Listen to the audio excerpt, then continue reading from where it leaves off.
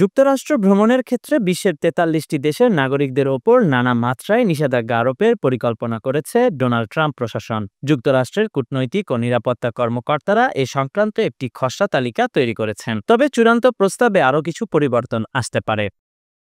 মার্কিন সংবাদ মাধ্যম নিউ ইয়র্ক টাইমসের প্রতিবেদনে বলা হয়েছে, কূটনীতিক ও নিরাপত্তা কর্মকর্তারা একটি লাল তালিকা প্রস্তাব করেছেন। এই তালিকায় থাকা ১১টি দেশের নাগরিকদের যুক্তরাষ্ট্রে প্রবেশ সম্পূর্ণভাবে নিষিদ্ধ করা হবে। এই দেশগুলো হলো Afghanistan, Bhutan, Cuba, Iran, Libya, উত্তর Korea, Somalia, Sudan, Syria, Venezuela এবং ইয়েমেন। এছাড়া একটি কমলা তালিকাও আছে। এই তালিকায় থাকা ১০টি দেশের নাগরিকদের আংশিকভাবে যুক্তরাষ্ট্রে ভ্রমণ নিষিদ্ধ করা হবে। এক্ষেত্রে দেশগুলোর ধনী ব্যবসায়ীরা প্রবেশ করতে পারলেও অভিবাসী বা পর্যটন ভিসায় আসা ব্যক্তিরা পারবেন না। এ তালিকায় অন্তর্ভুক্ত দেশগুলো হলো Belarus, Eritrea, Haiti, Laos, Myanmar, Pakistan, Russia, Sierra Leone, দক্ষিণ সুদান এবং তুর্কমেনিস্তান।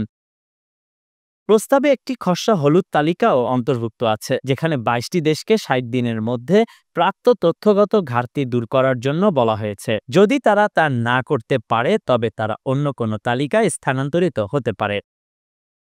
এর আগে ডোনাল্ড ট্রাম্প ২০ জানুয়ারি দায়িত্ব গ্রহণ করে একটি নির্বাহী আদেশ জারি করে।